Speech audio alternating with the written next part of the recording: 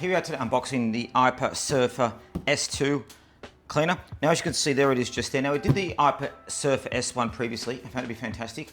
So very excited to be looking at this in more detail. As you can see, it's won a lot of awards there.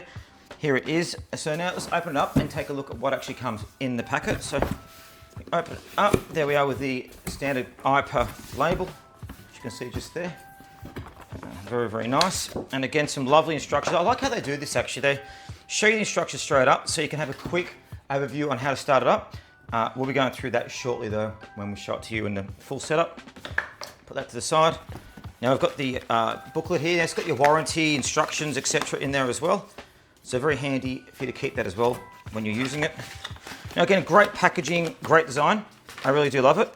This is a nice little addition to it. You can keep this actually in the pool to stop it from going into your pool filter as well. You can wrap it around in there. I'll show you that later as well.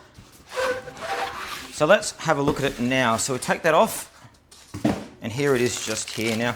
Here it is just here. Now to start with, you can see on here, you've got the solar panel here. And this basically means you can keep on using the cleaner 24 hours a day if there's sufficient sunlight. So sun goes on there and keeps it charging the whole day. If you don't have that working now, you've got a charger here, which you can use. And it can give you running it for 35 hours on one charge too. Now this is a bit different than the last one as well. It's actually got a chlorine dispenser in it too, so it can actually clean the pool as you're using it. I'll look at that shortly. Now we've also got dual sensors to stop it from avoiding it. So let's have a look. So start with the debris come through there and it gets filtered into the basket. So you get a little brush there that comes through. Then what that does is it captures in the actual basket on the back here. So you see just there, you've got the basket. There. You can actually move that out just like that. And here's the filter basket where it captures it. So just there, so it runs through the pool, cleans up as you go. So there it's just there. So you've got the really fine basket there, which captures all the debris, which obviously we'll show you when we do the actual testing of it and using it. Just make sure you put it back in correctly. Now on the back here as well, you've got the jets as well. This is what propels it through the water. So you can see just there. So it's got a good amount of speed in there as well. So the 150 micron filtration and debris anti-guard basically captures all kind of debris, and this pushes it through the water. So on the app as well, you can use it. So it can steer it remotely. You can track progress, or it can actually just run it itself.